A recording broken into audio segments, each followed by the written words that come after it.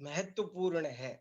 हम जैन स्तोत्र परंपरा पर ही बात करें तो बहुत आनंददायक और अनेक तथ्यों का उद्घाटन करने वाली सिद्ध होगी, लेकिन अभी हमारा वो प्रकरण नहीं है। मैं तो ये कहना चाहता हूँ कि इतने 1000 स्तोत्र होने पर भी जैसा प्रचलन भक्तांबर स्तोत्र का है, वैसा प्रचलन, उसके पासंग में भी ठहरने वाला प्रचलन किसी दूसरे स्तोत्र का नहीं पाया जाता। भक्तांबर स्तोत्र पर आज की तारीख में 1000 से ज्यादा तो टीकाएं मौजूद है। पद्यानुवाद वगैरह अलग है, व्याख्या है, एक एक छंद की व्याख्या करके 1000 व्याख्याएं आज मौजूद है। संस्कृत में भी, हिंदी, संसार की कोई भाषा नहीं है जिसमें भक्तांबर स्तोत्र और उसकी व्याख्या अनुवाद न मिलता हो। ये इस तरह से भक्तांबर स्तोत्र का प्रचलन है। और भक्तांबर स्तोत्र का प्रचलन आप हम सब देखते हैं कि आप, कुछ लोग तो आपको ऐसे मिलेंगे कि जो और कुछ नहीं करते। मैं ऐसे सैकड़ों लोगों को मैं भी जानता हूं, आप भी जानते हैं, कि वे और कुछ नहीं करते, लेकिन भक्तांबर स्तोत्र पढ़ेंगे, रोज पढ़ेंगे, आए दिन पढ़ेंगे, अखंड पाठ करेंगे, हर इतवार करेंगे, कुछ ना कुछ करके वो कैसे भी करके वे करते हैं। मुझे कोई कह रहा है कि मेरी आवाज ठीक नहीं आ रही है, क्या ऐसा कुछ है? मेरी आवाज नहीं आ रही है? आनी चाहिए। संजय जी, ठीक है मेरे ख्याल से। हाँ, हाँ भाई साहब, एकदम परफेक्ट है। हाँ ठीक है। जी। अब किसी ने लिखा अभी आवाज ठीक, अब लिखा बिल्कुल ठीक है। चलिए, उनके सुनिए, बहुत बहुत गजब की, मैं आज एक बहुत गहरा रहस्य आपको बताने वाला हूँ मित्रों। मैंने बहुत गहराई से इस विषय पर चिंतन मनन जो किया है वो आज आपके सामने रख रहा हूँ। देखिए, मैं ये तो सब बातें हो गई कि भक्तांबर का कितना प्रचलन है, वो तो अब आप सब भी जानते हो, मैं क्या बताऊं। दुनिया में भक्तांबर के बारे में ऐसे लोग दीवाने हैं, पूजा भी उसकी करेंगे, यंत्र बनाए, अलग अलग एक एक श्लोक पर, भक्तांबर पर समस्या पूर्ति काव्य भी बहुत लिखे गए, भक्तांबर के आधार पर काव्य लिखे गए, एक एक पंक्ति को लेकर के एक एक श्लोक। तो इस तरह 200 पेजों के, 200 छंदों के काव्य भी लिखे गए हैं। कहने का मतलब भक्तांबर पर बहुत काम हुआ है और आज भी हो रहा है। लेकिन उस सारे प्रचलन को, सारी बातों को हम देखें तो मैं दो तरह के लोग देखता हूँ, दो भागों में मैं उसे बांटता हूँ। दो तरह के लोग हैं। एक लोग तो वे हैं कि जो भक्तांबर की महिमा से बहुत ओत प्रोत है और इतनी तेज है कि बस यही जैसे हमारा कल्याण कर देगा, इसी ने कर रखा है। वो समझते हैं कि हमारी जिंदगी में जितना सुख शांति समृद्धि है वो भक्तांबर के कारण है। उनकी दुकान चल रही है तो भक्तांबर से चल रही है, सब कुछ उनका कल्याण हो रहा है। तो एक तो भक्तांबर के ऐसे अंध श्रद्धालु, जिनको मैं कहूंगा कि जिन्हें उसका अर्थ भी नहीं पता है, लेकिन वो बस ऐसे महिमा मंडित है, इसका क्या मतलब है, क्या मैसेज है, वे जाप करते हैं और बहुत तरह की बातें, इससे कैंसर ठीक हो जाता है, इससे बुखार ठीक हो जाता है, इससे बुद्धि बढ़ जाती है। एक वर्ग तो समाज में हमारी में ऐसा देखने को मिलता है कि जो भक्तांबर पर इस तरह से विश्वास करता है, इसे बहुत बड़ा मंत्र तंत्र के रूप में अपना आधार स्तंभ समझता है। दूसरे तरह के कुछ आध्यात्मिक लोग मिलते हैं और वे इतने उच्च कोटि के आध्यात्मिक मिलते हैं कि उनको इसका बिल्कुल भी कोई कोई खास इसका महत्व तो समझ में ही नहीं आता है कि इसमें क्या है।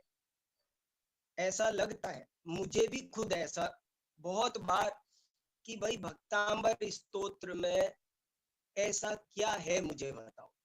कुछ भी नहीं। अपन आज थोड़ा देखो, जैन दर्शन परीक्षा प्रधानी है, वीतरागता का धर्म है, और बिना आतंकित हुए चीजों को समझने की बार बार प्रेरणा देता है।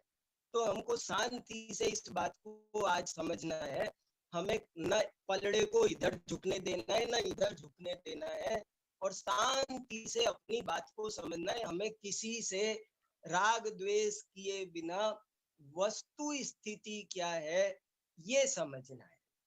तो मैं खुद बहुत बार ऐसे ही सोचता हूँ, अभी तक सोचता हूँ कि जरा सोचो आप कि भक्तामर स्तोत्र में ऐसा है क्या कि ये स्तोत्र परंपरा का राजा हो। इसमें ऐसी क्या बात है? स्तोत्र परंपरा आप जानते हो किसे कहते हैं? क्या कहा, इस वाक्य का मतलब पता है? मुझे हंसी आती है। स्तोत्र परंपरा का राजा ये कैसे हो सकता है? स्तोत्र परंपरा के आद्य प्रणेता आचार्य समंतभद्र है, और उन्होंने जो देवागम स्तोत्र आदि स्तोत्र ग्रंथों का सब स्वयंभू स्तोत्र क्या वृहत स्वयंभू स्तोत्र है। तो स्तोत्र परंपरा के आद्य स्तोत्र तो वे हैं जिनमें कैसा गहरा दर्शन भरा हुआ है। अनेकांत, स्यादवाद, द्रव्य गुण पर्याय, आत्म कल्याण की कैसी गहरी व्याख्याएं भरी हुई है। उस दृष्टि से देखो तो भक्तांबर स्तोत्र में आप शांति से पूरा पढ़ो। मैं बहुत सोचता रहा कि भक्तांबर स्तोत्र में है क्या बाबा। मैं जे पूरा भक्तांबर स्तोत्र मैंने कंठस्थ किया, और उसे बार बार मैंने पढ़ पढ़ के देखा कि इसमें है क्या, क्या है इसमें। देखो, जो आत्म कल्याण के लिए जरूरी जरूरी बातें हैं वे भी उसमें नहीं है। कहीं सात तत्व का नाम नहीं आया कि जीव क्या है, अजीव क्या है, आश्रव क्या, बंध क्या। ये तो जानना कंपलसरी है ना। अरे शरीर और आत्मा भिन्न भिन्न है, इतनी सी बात भी तो कहीं एक श्लोक में कहीं लिखी नहीं है। क्या है उसमें? उसमें मैं कभी कभी ये सोचता रहा कि इस भक्तांबर स्तोत्र का पाठ करने की बजाय सारी समाज को द्रव्य संग्रह का पाठ करना चाहिए। द्रव्य संग्रह मुझे इतना महत्वपूर्ण ग्रंथ लगता है। मुझे द्रव्य संग्रह पूरी द्वादशांग जिनवाणी का सार लगता है। इतना संतुलित और इतना अच्छे से छह द्रव्य क्या है, सात तत्व क्या है, नव पदार्थ क्या है, आश्रव, बंध, संवर, सम्यक दर्शन, ज्ञान, थोड़े से में गागर में सागर भर दिया द्रव्य संग्रह में। और 58 गाथाएं हैं। 58 गाथा का मतलब 116 पंक्तियां हैं कुल मिलाकर के। और भक्तामर में तो 196 पंक्तियां हैं, 192 पंक्तियां हैं।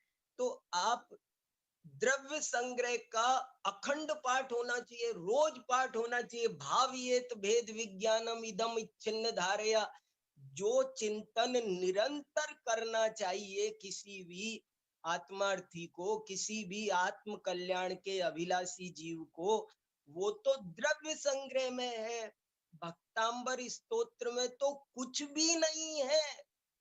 पूरे 48 श्लोक पढ़कर देखो तो उसमें कहीं सम्यक दर्शन, सम्यक ज्ञान, माने जो तत्वार्थ सूत्र का पहला सूत्र है, सम्यक दर्शन ज्ञान चारित्राणी मोक्ष मार्ग, वो भी तो उसमें नहीं है।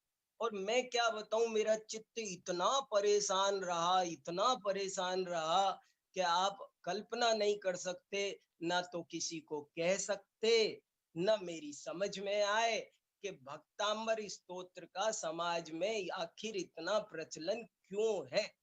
और मुझे ये भी लगता रहा कि जैन समाज के कहीं पतन का कारण तो नहीं बन रहा है ये भक्तामर स्तोत्र।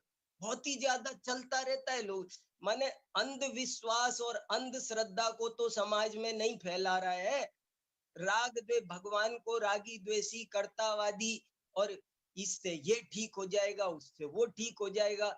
झूठी सच्ची बातों को, अज्ञान को बढ़ावा देने में तो भक्तांबर स्तोत्र कुछ योगदान हमारी समाज में नहीं कर रहा है। इसलिए क्या इस भक्तामर स्तोत्र के ये अखंड पाठ आदि के प्रचलन को चलने देना चाहिए, या बोलना चाहिए, समाज को दिशा निर्देश देना चाहिए कि बंद करो इस भक्तामर को, ये 24 घंटे एक बार पढ़ लो, 2 दफे पढ़ लो, ठीक है, इसमें क्या है ऐसा। और मैं आपको सच कह रहा हूं, मैंने बहुत लोगों से इस विषय को पूछा, बड़े बड़े विद्वानों से पूछा, तो मुझे कहीं इसका ठीक उत्तर नहीं मिला। और ज्यादा से कोई तो यही कहता था कि ये बहुत बड़ा मंत्र है और अपन समझ नहीं सकते, कुछ तो है इसमें, और इससे बड़ा लाभ होता है, इससे सारे दुख संकट दूर होते हैं। ऐसे ऐसे कुछ तो ऐसे करता कि बस भैया कुछ है, बस कुछ है, कोई हुआ आया है, बस ऐसी बातें करता था कोई। और कोई बताता मुझे तो वो ऐसे बताता, बोले साहब आप इसकी काव्य कला जानते हो आप? ऐसा काव्य नहीं मिलेगा आपको, रीझ जाए, क्या काव्य है, क्या इसकी इसकी जो प्रस्तुति है, जो इसकी शैली है, वो तो अद्भुत है, बहुत गजब की है। क्या उपमाएं हैं, क्या उत्प्रेक्षाएं हैं, क्या अनुप्रास है, क्या रस विधान है। माने कुछ लोग इसकी काव्य कला पर रीझ रहे हैं, और मैं मानता हूं इसकी काव्य कला तो रियली अद्भुत है, निसंदेह अद्भुत है। काव्य कला की दृष्टि से भक्तामर स्तोत्र बहुत ही अद्भुत है। लेकिन वो बहुत काव्य कला की दृष्टि से बहुत अद्भुत होने पर भी क्या वो इस लायक है, वो इस योग्य है कि उसी को 24 घंटे पढ़े, उसी वो उसको सारे स्तोत्रों का राजा कह दिया जाए? ऐसा कैसे संभव है? इतनी बड़ी उपाधि क्या सिर्फ काव्य कला के कारण उसे दी जा सकती है? और जो मंत्र तंत्र वाली बात है ना, उस पर भी मैंने बहुत गहराई से सोचा है। मैंने ऐसे ही नहीं सोचा कि बस कोई अध्यात्म के अतिरेक में आकर के मैं कह रहा हूं कि इसमें, मैं मंत्र शास्त्र को मानता हूं दोस्तों। मंत्र शास्त्र कुछ नहीं होता ऐसे कहने वाले लोगों में से मैं नहीं हूं, मैं मंत्र को मानने वालों में से हूं। लेकिन फिर भी मंत्र शास्त्र की एक सीमा है, वो मुमुक्षु को, ज्ञानी को आत्म कल्याण करने वाले करना जो चाहता है उसको अट्रैक्ट नहीं कर सकता। वो उसको आकर्षित करने की क्षमता, मंत्र तो लौकिक है, और ये पारलौकिक जिससे ज्ञान चाहिए, वो इस मंत्र की तरफ, मंत्रों के उसके लिए इस चीज की क्या है। अगर मान लिया कि भक्तामर स्तोत्र के पाठ से मुझे संतान हो जाएगी, मैं नहीं संतान, तो क्या हो जाएगा? ज्ञानी इस बात से आकर्षित होगा, जिसे पाप पुण्य पर का स्वरूप जिसने ठीक से समझा हो, वो इस बात से भक्तामर स्तोत्र को इसलिए अपनाएगा कि मेरी दुकान अच्छी चल जाएगी, मेरी नौकरी लग जाएगी, मेरे इंक्रीमेंट बढ़ जाए। ये इन तुच्छ लाभों के कारण वो भक्तामर स्तोत्र को महान मानेगा। तो ये मंत्र किसी समझदार को, मुमुक्षु को आकर्षित कर पाएंगे, ये बात मेरे गले कभी भी नहीं उतरी। और मैं खूब सोचता रहा कि भक्तामर स्तोत्र का कि कहीं महान है भी कि नहीं है तो क्यों है। और इस विषय पर मैंने, जैसे विश्वविद्यालय में अनुसंधान होती है, ऐसे बहुत गहराई से चिंतन किया, और करके जो कुछ मेरी समझ में आया वो अब आप सबके सामने रख रहा हूँ। आशा है आप सब उस पर बहुत गहराई से चिंतन करेंगे।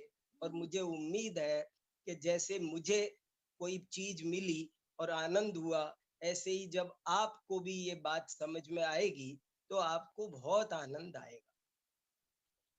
एक दिन मैं राजा भोज का इतिहास पढ़ रहा था दोस्त, और राजा भोज का इतिहास पढ़ते समय हमारी बहुत स्टडी राजा भोज के बारे में चलती रही, कई महीने चली। अब कभी मैं एक दिन आपको राजा भोज पर सुनाऊंगा, पूरा 1 घंटे सुनाऊंगा आपको।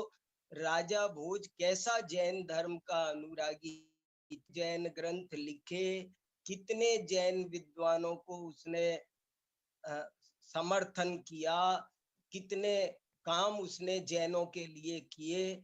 ये सब बातों की चर्चा मैं कभी आपके साथ में अलग से करूंगा।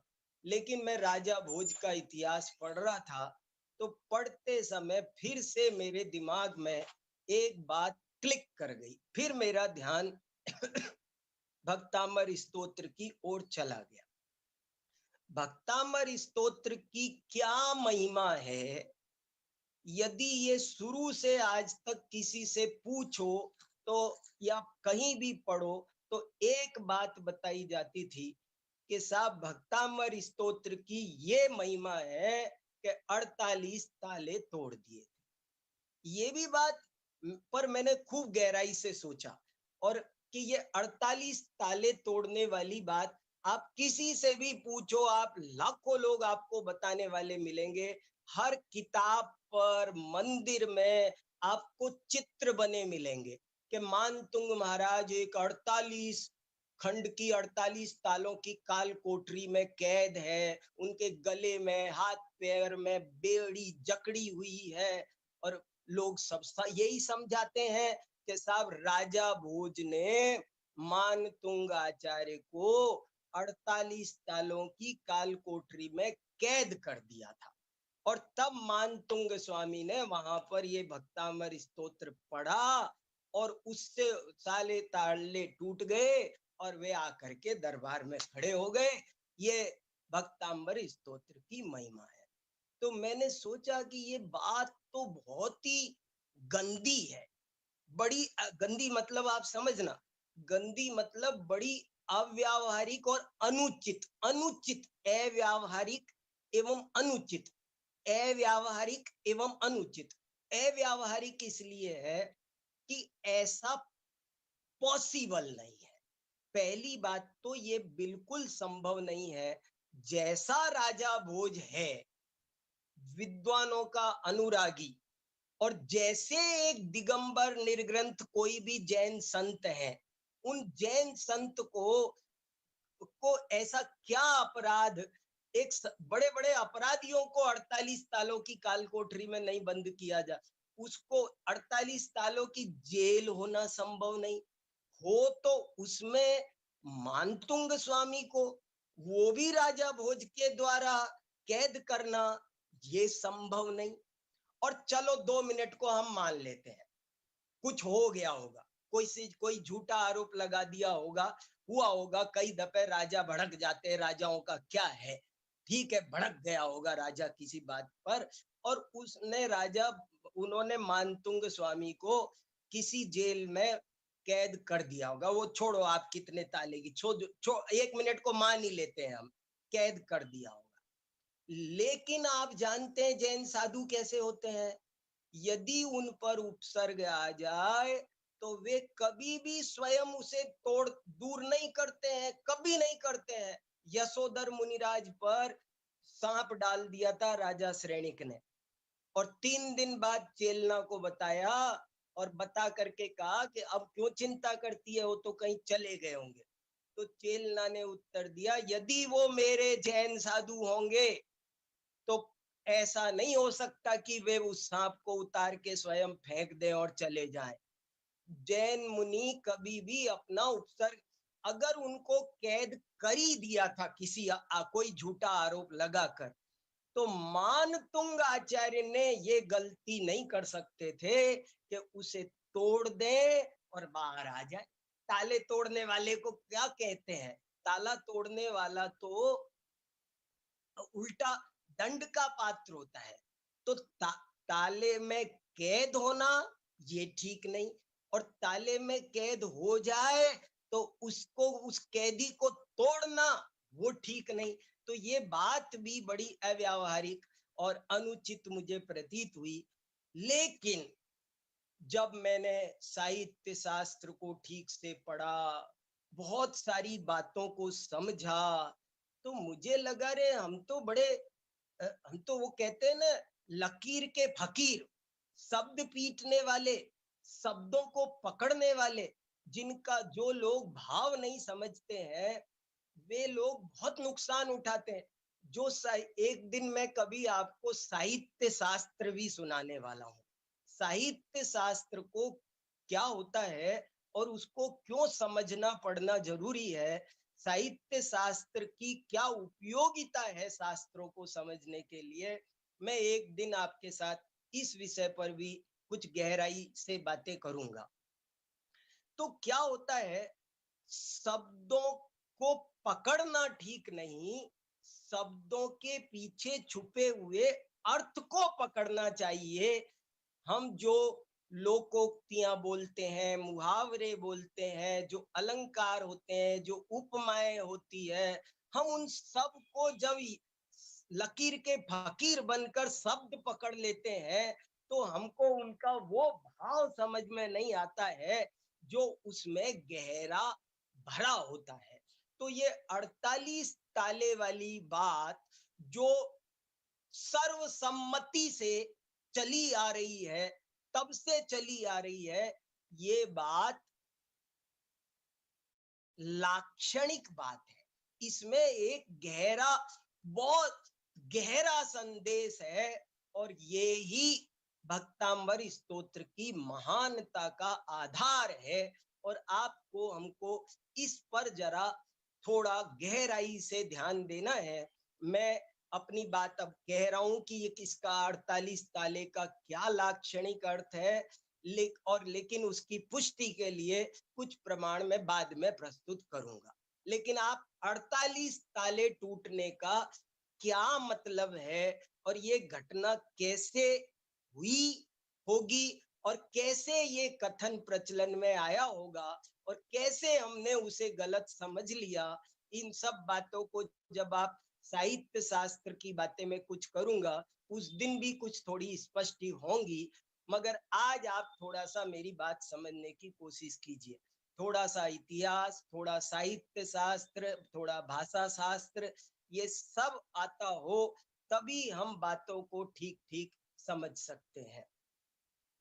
देखो मित्रों, क्या हुआ था, राजा भोज का पीरियड जो था, जब राजा भोज थे, तब ये मानतुंग आचार्य थे और तभी ये स्तोत्र लिखा गया।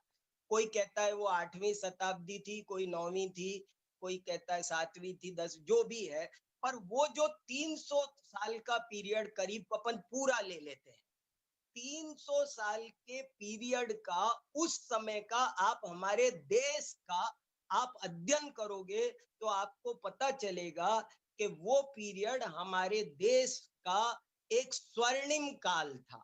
उस समय हमारे देश में न कोई विदेशी आक्रमण हुए, हमारा देश मुगलों के अधीन नहीं था, कोई बाहरी आक्रमण नहीं हुए थे, प्रजा में बहुत शांति थी, कोई अकाल महामारी कुछ नहीं था, कोई प्राकृतिक, राजनीतिक, कोई तरह का संकट देश पर नहीं था, और सारी प्रजा प्रसन्न चित्त थी, खुशहाल थी, समृद्ध थी। राजा लोग भी बहुत अच्छे थे, अपनी प्रजा को पुत्रवत प्यार करते थे।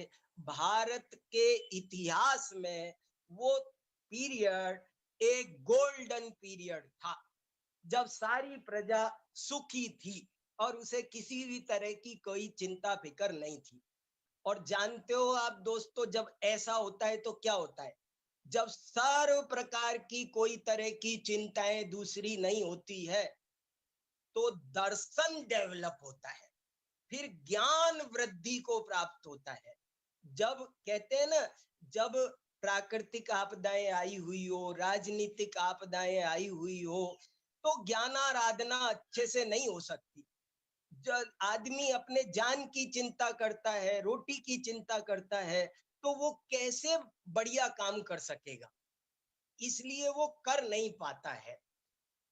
लेकिन ये एक खास बात है कि वो पीरियड ऐसा था जब हमारे देश पर किसी तरह का कोई संकट नहीं था और बहुत शांति से सब कुछ चल रहा था। और जब ऐसा चल रहा था, तो आप दर्शन का इतिहास भी देखो कि उस समय में बड़े-बड़े दार्शनिक हुए हैं। बौद्धों के यहाँ देखो तो धर्म कीर्ति, दिगनाग, धुरंधर धुरंधर दा। वैदिकों में देखो तो उसी समय शंकराचार्य जैसे धुरंधर दार्शनिक हुए, रामानुज। धुरंधर दार्शनिक उधर वैदिकों में भी पैदा हो रहे थे, बौद्धों में भी पैदा हो रहे थे। जैनों में एक से बढ़कर एक, अकलंक, विद्यानंदी, माणिक्य नंदी, ये धुरंधर दार्शनिक जैनों में पैदा। हर दर्शन में बड़े ही गहरे तार्किक और दार्शनिक पैदा हो रहे थे, क्योंकि सबको रोटी की प्रॉब्लम तो थी नहीं। अब ज्ञान आराधना करनी थी, सबको अपना तत्व ज्ञान के पीछे सब लगे हुए थे। ऐसे में बहुत दार्शनिक पैदा हुए। लेकिन हर चीज की अति कई गड़बड़ करती है, कई बार कुछ यहाँ भी गड़बड़ होती है। जब ये चर्चा बहुत चल रही थी, तो क्या हो रहा था कि दर्शन में अनेक वाद पैदा हो रहे थे। सठ दर्शन ही नहीं पैदा हुए, उन दर्शनों में बहुत सारे दूसरे वाद भी पैदा हो गए। जैसे कोई कहता था नित्यवाद, अनित्यवाद, भेदवाद, एकवाद, अनेकवाद, द्वैतवाद, अद्वैतवाद, ऐसे सैकड़ों वाद बन गए। और राजाओं को भी कोई काम नहीं था। राजा भोज की सभा में क्या होता था आपको पता है? कोई काम नहीं था, कोई चोरी चकोरी, कोई झंझट नहीं था। राजा भोज रोजाना सुबह 10 बजे ऑफिस में जैसे अपन जाते ऐसे राज दरबार में पहुंचते थे, और 5 बजे तक करते क्या थे? इस विषय पे चर्चा हो रही है, गोष्ठियां होती थी, और कोई काम नहीं होता था वहां पर। तो राजा भोज के दरबार में रोजाना दार्शनिकों की भीड़ लगती थी, दर्शन शास्त्र की चर्चा होती थी, बड़े बड़े दार्शनिक अपने मतों को लेकर उपस्थित होते थे। मैं नित्यवादी हूं, मैं अनित्यवादी हूं, मैं भाववादी, मैं अभाववादी, द्वैतवादी, अद्वैतवादी, ऐसे थे। और इतना ही नहीं, एक एक इसमें भी बहुत सारी उपशाखाएं विकसित हो गई। जैसे अद्वैतवाद के भी 20 प्रकार अद्वैत हो गया। एक शब्दाद्वैतवादी, एक विज्ञानाद्वैतवादी, एक शून्याद्वैतवादी, एक ब्रह्माद्वैतवादी। ये बाप रे बाप, अद्वैतवाद भी बहुत सारे हो गए।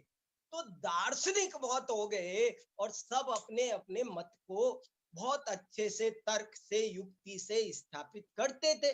तो राजा भोज की सभा में ये चर्चा खूब चलती थी।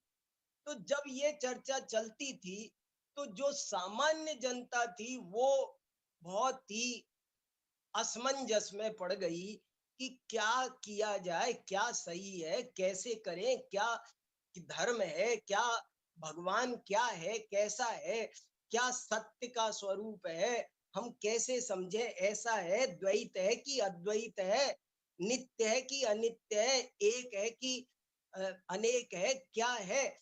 एक जो आम जनता, उस समय की आम जनता भी सब ज्ञानी होते थे। राजा भोज के काल में आप जानते हो, राजा भोज के जमाने का एक प्रसंग, 1 मिनट का आप सुनो, कि एक लकड़हारा लकड़ी लेकर आ रहा था।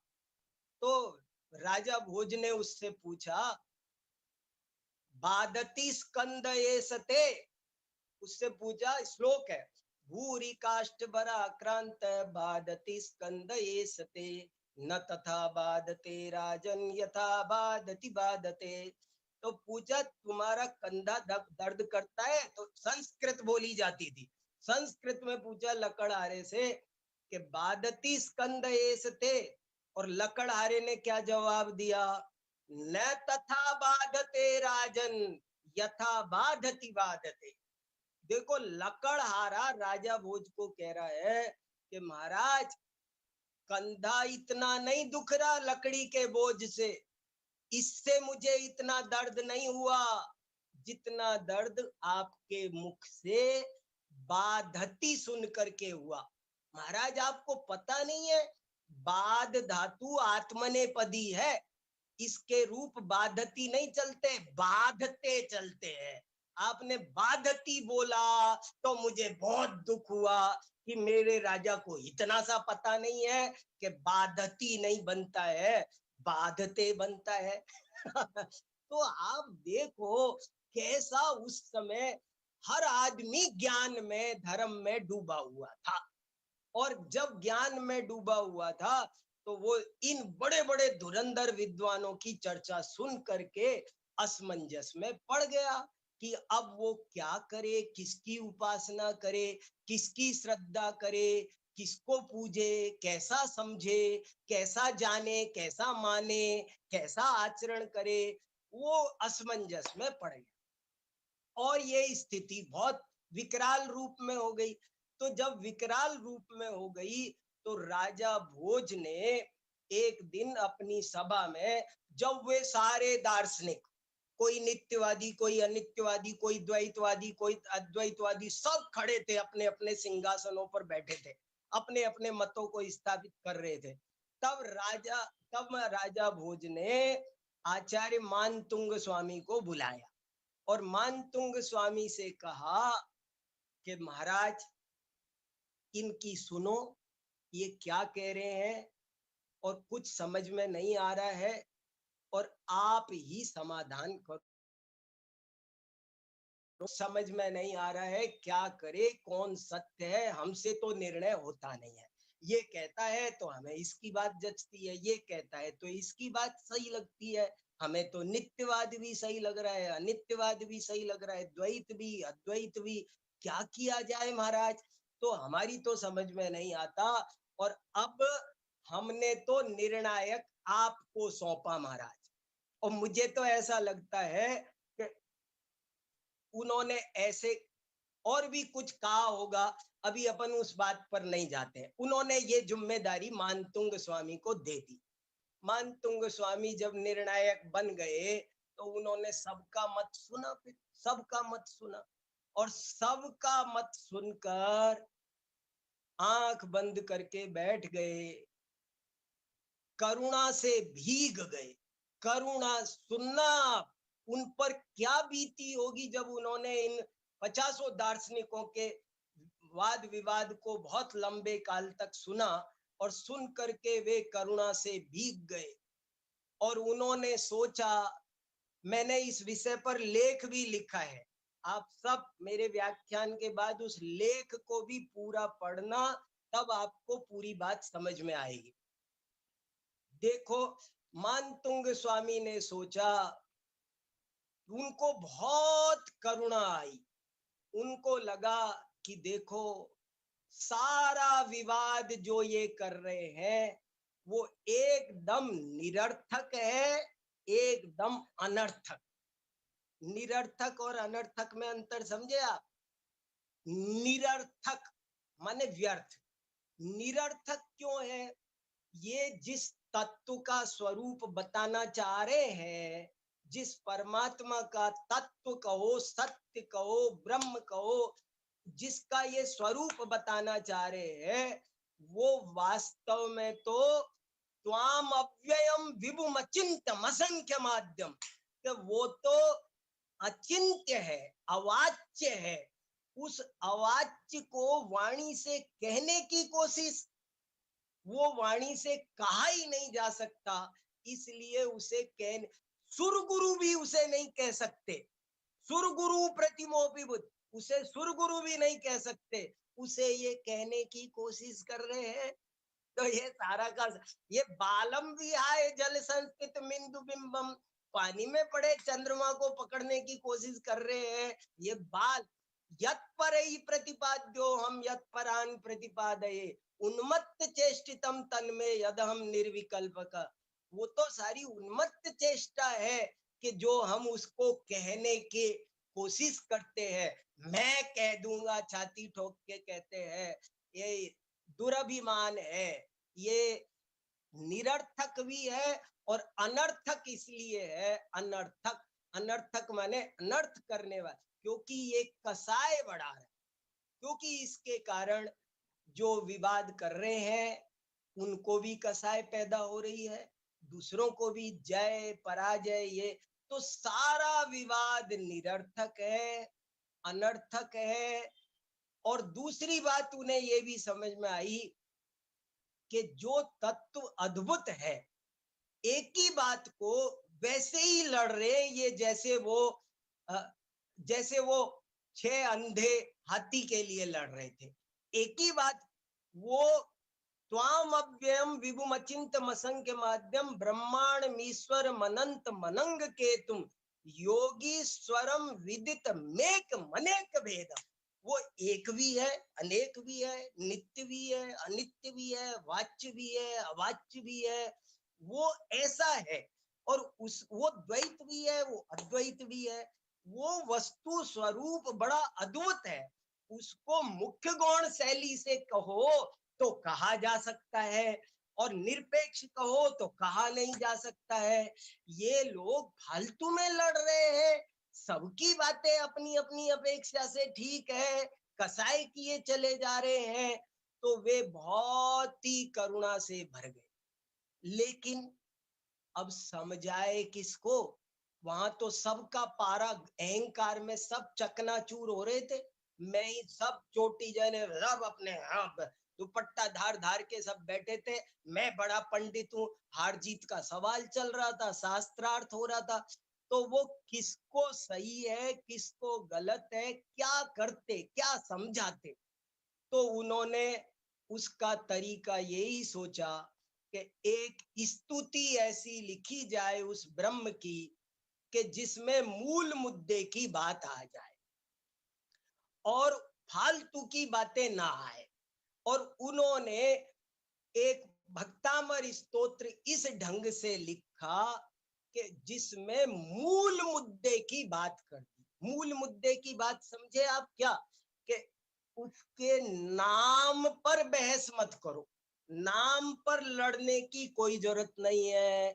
उसका नाम कुछ भी हो सकता है, आप ब्रह्मा भी हो, विष्णु भी हो, महेश तुम शंकरोसि भुवनत्रय शंकरत्वात् धाता, आप सब फिट बैठ सकते हो, हमें नाम में ऐतराज नहीं है। लेकिन स्वरूप, स्वरूप को अब आप एक दफे मेरा ये सुनने के बाद अब भक्तांबर का एक एक श्लोक पढ़ना, तो आपको समझ में आएगा कि पूरे स्तोत्र में उन्होंने स्वरूप पर बहुत ज्यादा जोर दिया, और स्वरूप में भी और किसी बात पर नहीं। उन्होंने कहा 2-3 मुद्दे बिल्कुल क्लियर होने चाहिए, और बातों पर नहीं। एक, नंबर 1, वो हर हालत में वीतराग होना चाहिए। कुछ भी हो जाए कि मंदराद्रि शिखरम चलितम कदाचित, कभी भी कुछ भी हो जाए, लेकिन जिसका मन कभी भी विकार मार्ग को नहीं छूता, जिसमें कभी राग द्वेष नहीं होता, जो स्वप्नांतरेपि भवांतरेपि बार बार पूरे, अब आप पूरा स्तोत्र पढ़ना, उन्होंने इस बात पर 20 लिख के जगह बहुत गहरी बात शक्ति के साथ कही है कि वो जो आराध्य है वो वीत राग होना चाहिए, रागी नहीं होना चाहिए। यदि उसके चित्त में राग द्वेष पैदा होता है तो वो आराध्य नहीं है, वो ब्रह्म नहीं है। नाम आम में मत जाओ। आप देखो भक्तामर स्तोत्र में किसी का नाम नहीं लिया। ये जो हम कहते हैं ना ये ऋषभ देव स्तोत्र है, ऋषभ देव भी नहीं है ये ऋषभ देव का बताओ, इसमें कहीं ऋषभ देव लिखा हो तो मुझे बताओ। कहीं ऋषभ देव का नाम भी नहीं आया। प्रथमम जिनेन्द्रम आया, कह सकते हो आप। अरे प्रथमम जिनेन्द्रम का मतलब पहला जिनेन्द्र नहीं है, सबसे पहले, ये मतलब है। वहां पहले वो ऋषभ, ये स्तुत भक्तांबर स्तोत्र ऐसा है कि उसे जैनी क्या, बौद्ध हिंदू मुस्लिम सिख ईसाई सब माने, ऐसा है ये। और गजब की बात उन्होंने तर्क से युक्ति से ये सिद्ध किया। आप पूरा देखो, पहला पॉइंट कि वो वीतराग होना चाहिए, जरा सी भी कोई कमी नहीं चलेगी बिल्कुल, और इस मुद्दे को लिखा। दूसरा मुद्दा उन्होंने लिखा वो सर्वज्ञ होना चाहिए, और सर्वज्ञता के 20 श्लोक है, और वो अब आप पढ़ोगे तो अब आपको दिखाई देंगे। आप ही दीपों पर है त्वमसिनाथ जगत प्रकाश है, आप अद्भुत दीपक हो, आप अद्भुत सूर्यातिशायी महिमा। ये क्या है, ये क्या लिखा जा रहा है, आपको होश है? ये सर्वज्ञता लिखी जा रही। आप चंद्रमा भी आपके सामने तुच्छ है, ये क्या लिखा जा रहा है? ये सर्वज्ञता लिखी जा रही है। तो भगवान का जो स्वरूप का मूल मुद्दा है कि भगवान वीतराग होना चाहिए, भगवान सर्वज्ञ होना चाहिए, और भगवान हितोपदेशी होना चाहिए। वो सर्व सत्व हितोपदेशी के भी 4-5 श्लोक इसमें आए हैं। तो मूल मुद्दे पर उन्होंने इतनी सशक्त लेखनी चलाई है, इतनी सशक्त लेखनी चलाई है कि सारे मिथ्यात्व के पहाड़ चकनाचूर हो गए हैं। और ये भक्तांबर स्तोत्र की महानता का बहुत बड़ा आधार है। इसके बाद में सुनो, इसके बाद में उन्होंने ये भी कहा कि भक्ति कैसी होनी चाहिए। इस पर भी उन्होंने बड़े गहरे, बड़े सब निराकृत्य को बड़ी कुशलता से निराकरण कर दिया, प्रतिपाद्य का बड़ी कुशलता से प्रतिपादन कर दिया, और यही इसकी महानता है। भक्ति कैसी होनी चाहिए, स्तुति कैसी होनी चाहिए, अब आप पढ़ना तो अब आपको दिखेगा उसके श्लोक श्लोक में ये भाव क्या होता है। उन्होंने छोटा 48 के जरा सा छोटा सा ग्रंथ है, लेकिन 6 दफे ये लिख दिया कि भक्त कैसा होना चाहिए, भक्ति का प्रयोजन क्या होना चाहिए। 6 दफे लिख दिया। एक दफे लिखा तुल्या भवंति भवतो ननु तेन किंवा, भगवान की भक्ति का फल क्या होना चाहिए। सारे दार्शनिक खड़े, देखो आप अंदाजा लगाना, सारे दार्शनिक बैठे थे वहां, और उन्होंने उनके बीच सुनाया कि भक्ति कैसी होती है, आराध्य कै स्तुत्य, स्तुति, स्तोता और स्तुति फल। स्तुति सिद्धांत के 4 बात है, और जो इन 4 को समझता है वो स्तुति सिद्धांत को ठीक से समझता है। और ये चारों बातें भक्तामर स्तोत्र में बहुत अच्छे से, बहुत अच्छे से सबके लिए बहुत अच्छे से आई है। स्तोता कैसा होना चाहिए, स्तुति का प्रयोजन क्या होना चाहिए, स्तुति कैसी होनी चाहिए। तो मैं आपको प्रयोजन बता रहा था।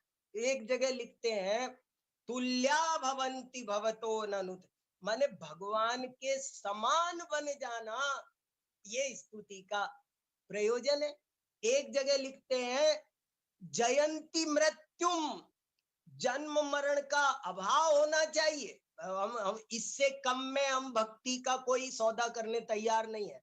भक्ति करने का एकमात्र पर्पज क्या है, क्लियर कट लिखा। आपको पूरे भक्तामर स्तोत्र में कहीं पर भी कोई कर्तावाद, अंधविश्वास, कोई राग द्वेष, कोई बात नहीं है।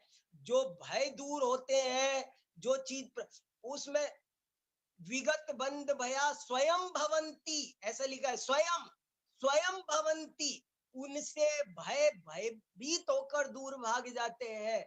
इत सहज जो भक्त की स्थिति होती है वही लिखा है उन्होंने। भगवान दे देते हैं या भक्त चाहता है, ऐसा कहीं पर भी सुई की नोक बराबर संकेत तक उन्होंने नहीं किया। और अंत तक लिखा, ये देखो ये क्या है, अंत में भी देखो आप कि जो भक्तामर स्तोत्र को ठीक से समझेगा, तम मान तुंग मवसा समुपैति लक्ष्मी, उसे अवसा लक्ष्मी मिलेगी। अवसा माने स्वाधीन, स्वाधीन मुक्ति लक्ष्मी की प्राप्ति होना, ये स्तुति का प्रयोजन है क्या। और स्तुति कैसे होगी, मैं आपको, अब आप पूरा पढ़ोगे तो अब आपको बहुत आनंद आएगा और आप गहराई से इस बात को देखना। स्तुति कैसी? तो त्वद भक्ति रेव मुखरी कुरुते वलान्मा, आपकी भक्ति से स्तुति। भक्ति, भक्ति मुझे बोले, जैसे कोयल बोलती नहीं है लेकिन उसे वसंत ऋतु बुलवा देती है। कोयल तो मूक रहना पसंद करती है, लेकिन जब वसंत ऋतु आती है तो वो बोल पड़ती है। ऐसे ही स्तुति कब होती है दोस्तों? तो वो कहते हैं जब भक्ति हो तो स्तुति होती। ये भक्ति और स्तुति में भी बहुत लोग अंतर नहीं समझते। भक्ति, गुणेशु अनुरागो भक्ति, भक्ति हृदय में रहती है और स्तुति वाणी में होती है। स्तुति और भक्ति में क्या अंतर है? जो मेरे हृदय में बहुमान का भाव है वो भक्ति है, और जो वाणी से जो गुणानुवाद किया जा रहा है, गुण कथन किया जा रहा है, इसका नाम स्तुति है। तो स्तुति कब होगी? पेट में बच्चा आया नहीं, डिलीवरी क्या खाक होगी? दिल में भक्ति पैदा नहीं होगी तो कैसे स्तुति होगी? तद भक्ति रेव मुखरी कुरुते बलान्माम। तो स्तुति के सिद्धांत को, स्तोत्र का काम ही ये है कि स्तुति सिद्धांत को ढंग से स्पष्ट करे, और ये काम भक्तामर स्तोत्र ने ठीक से कर पाया कि स्तुति क्या, स्तुत्य क्या, स्तुति का प्रयोजन क्या। और ये चारों बातें उन्होंने बहुत अच्छे से, स्तुति, स्तोता, स्तुत्य और स्तुति फल, चारों चीजों को उन्होंने भली भांति स्पष्ट किया है, और ये ही इसकी महानता है। अभी मैं और दो तीन बहुत इंपॉर्टेंट बात रह गई है, कई बातें हैं बड़ी जबरदस्त, मैं आपको अब और खास बात बताना चाहता हूँ। भक्तामर स्तोत्र, देखो कोई चीजें हमारी परंपरा में चल रही है तो उनको ऐसे ही है, ढोंग चल रहा है, पाखंड है, ऐसे कहकर उड़ा देना बहुत आसान है, और उनका क्या प्रयोजन मूल में रहा है उसे पकड़ लेना, इसका नाम विद्वत्ता है, इसका नाम रिसर्च है, और इससे हमारा हित होने वाला है। देखो क्या, जब उन्होंने, मानतुंग स्वामी ने ऐसी एक कॉमन स्तुति की तो क्या हुआ कि वो राजा भोज को दिखाई उन्होंने लिख करके कि महाराज मेरे हिसाब से तो ये है बात। तो राजा भोज कहने लगा कि दिखाओ इन सबको, तो सारे दार्शनिक कहने लगे ये तो बिल्कुल शॉर्ट एंड स्वीट सिंपल और कॉमन बात है ही, इसमें क्या, भगवान को रागी द्वेषी कौन बोलेगा मुझे बताओ? राग द्वेष भक्ति का फल है, कौन बोलेगा? तो सब बोले ये तो बहुत बढ़िया बात है। झगड़ा तो नाम में ही था ना, झगड़ा तो पक्षपात में ही था ना। और इस बात को जब कहा तो सब कहने लगे हम, मानतुंग आचार्य ने जो लिख के दिया है हम तो इससे सहमत है। सब ने साइन कर दिए, सब सारे वादियों ने साइन कर दिए, सबका वाद प्रतिवाद समाप्त हो गया। और जब सबका वाद विवाद समाप्त हो गया तो दुनिया में ये प्रचलन हुआ, लो जी लो, मानतुंग आचार्य को राजा भोज ने 48 तालों में कैद कर दिया था, और वो उन्होंने तो सब तोड़ दिया साहब। ये 48 ताले तोड़ना ये एक लाक्षणिक प्रयोग है। वे जो दार्शनिक थे, इतने मताग्रहों की जिम्मेदारी उनके बीच खड़ा कर देना, अभिमन्यु की तरह चक्रव्यूह में फंसा देना मानतुंग आचार्य को, ये 48 तालों से कम कैद नहीं है। आप पूछ सकते हो 48 क्यों? तो 48 की मैं संख्या भी दे सकता हूँ आपको, लेकिन आप अभी उस संख्या में ना भी जाओ तो आपको मैं बता रहा हूँ कि जैसे आज कहते हैं ना कि भैया, ओ भैया वहां तो 36 मत है इनके, तो 36 मत, तो 36 मत माने 36 मुहावरा है। ऐसे ही 48 मत, 48 ताले तोड़ दिए। तो ये 48 संख्या ये उस जमाने में ऐसी थी जैसे आज 36 का मुहावरा चलता है। तो भैया, ओ भैया तुम्हारे तो 36 मत है यार, रोज बदलते हो। तो ऐसे अलग अलग मताग्रहों को तोड़ दिया उन्होंने, उन सब को शांत कर देना, एक निर्विवाद मार्ग सब जनता को दिखा देना धर्म का, ये इस स्तोत्र की महिमा थी। और इसीलिए अब सुनो आप, के इसका नित्य पाठ करो। नित्य पाठ करो का क्या मतलब? हम भी मूर्ख ठहरे, पहाड़ उठा के दिखा दिया, नाक काटी तो नाक काटना दिखा दिया, हमको कुछ होश नहीं है, हमको आता नहीं है ये सब चीजें। तो हमने क्या समझा कि क्या बता रहा था कि वो कैसे उनको ऐसे हो गया कि 48 ताले तोड़े और नित्य पाठ करो। नित्य पाठ करो का क्या मतलब है? रोज पाठ करो, नित्य पाठ करो। रोज पाठ करो, नित्य पाठ करो का मतलब ये है कि आप हमेशा ये बात ध्यान रखो, मूल मुद्दे की बात पकड़ो। मैं आपको सच बता रहा हूं, सुखी होने का रास्ता बहुत सीधा है, सरल है। हमने उसको जानबूझ करके उलझा दिया।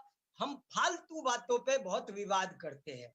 भक्तांबर स्तोत्र इसलिए महान है कि ये कहता है आप फालतू बातों पर बात ही मत करो ना, उन पे विवाद मत करो। लोग सारी जिंदगी धर्म के क्षेत्र में आकर भी जो धर्म कसाय मिटाने का कारण था, वही धर्म कसाय बढ़ाने का कारण बन गया।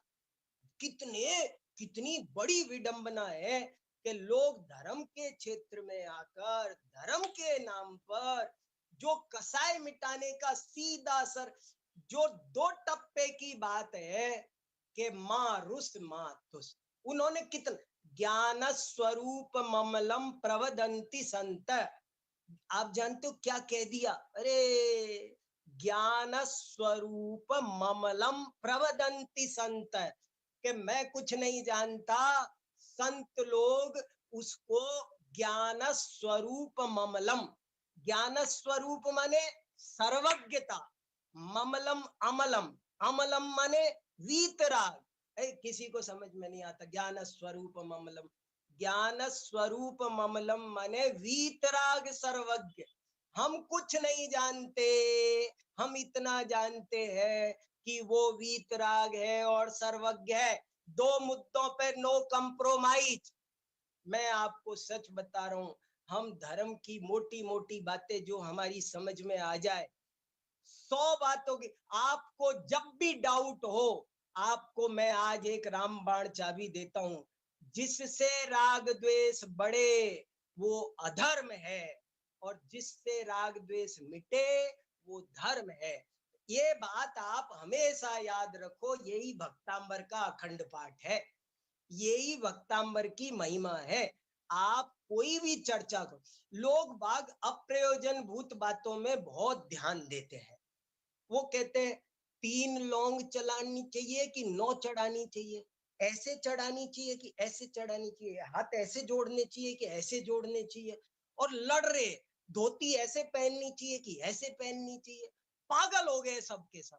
जो धर्म की मुख्य मुद्दा था, उस मुख्य मुद्दे को छोड़ करके फालतू के मुद्दों पर लोग लड़ रहे हैं और कसाई बढ़ा रहे हैं। अरे धर्म के क्षेत्र में आए हो। और एक बात सुनो, इतने बड़े ज्ञानी मानतुंग महाराज, उन्होंने इतनी बात कहने के पहले सबसे पहले क्या कहा? जब उनको इतना बड़ा निर्णायक बना दिया इतने बड़े दार्शनिकों पर, तो उन्होंने सबसे पहले क्या कहा? उन्होंने कहा अल्पश्रुतम श्रुतवताम परिहास धाम त्वद्, बोले मैं तो बहुत बुद्धिहीन हूं, मुझे कुछ नहीं आता। तो एक बात और समझ लो दोस्तों, आत्मा का कल्याण करना हो तो मैं आज आपको बहुत हृदय से और बहुत मर्म की आपको मैं मुक्ति मार्ग दिखा रहा हूं। आप मुक्ति मार्ग की फील्ड में धर्म के क्षेत्र में आकर के भी संसार मार्ग का ही ज्यादातर लोग सेवन कर रहे हैं, ये बहुत दुख की बात है। धर्म के मार्ग में आकर भी ज्यादातर लोग संसार मार्ग का ही सेवन कर रहे हैं। और आप इस बात को समझ लो, आपका कल्याण हो जाएगा कि जितनी बात हमारी समझ में आ रही है उतनी समझ लो, और अपने को ज्ञानी मत समझो, सब बाद के लिए छोड़ दो, बड़े बड़े ज्ञानियों के लिए छोड़ दो। वो जो तत्व है वो हम कह नहीं सकते, अरे हम पूरा जान भी नहीं सकते। वो तो जब केवल ज्ञान होगा तब समझ में आएगा लड़ते क्यों हो, क्यों लड़ते हो। कसाय मत करो, ये कसाय धर्म के अन्य क्षेत्रे कृतम पापम धर्म क्षेत्रे विनश्यति, धर्म क्षेत्रे कृतम पापम वज्रलेपो भविष्यति। हम बड़ी मुश्किल से धर्म के क्षेत्र में आए हैं।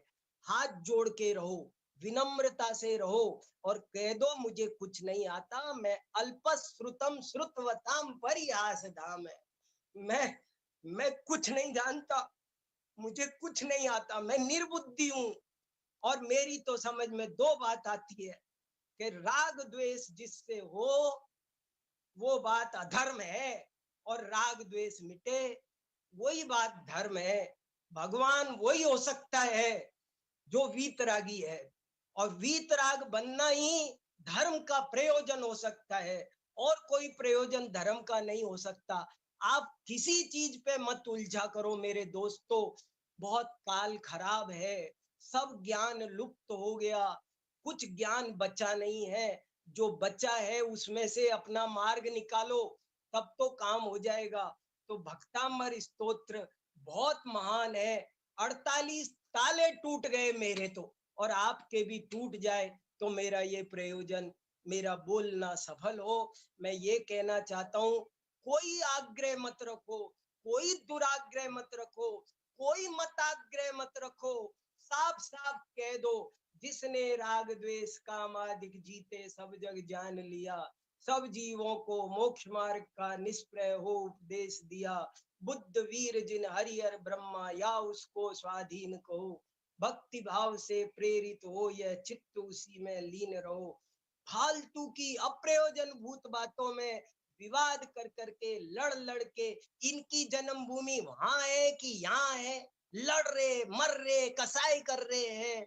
भैया ये विवाद के काल में भी निर्विवाद रहने की, राग द्वेष रहित रहने की कला ये भक्तामर स्तोत्र सिखाता है। मैं आपको 2 लेख भी मैंने लिखे हैं, वो दूंगा, आप सब उन 2 लेखों को पढ़ना। मैंने ईमानदारी से चिंतन किया है और पवित्र भावना से अपनी बातों को कही है। किसी के प्रति मेरे मन में कोई दुर्भाव नहीं है, सभी का भला हो और सभी इस वीतरागता के मार्ग को प्राप्त करें। मैं इसी पवित्र भावना के साथ अपनी वाणी को विराम देता हूँ। जय जिनेन्द्र।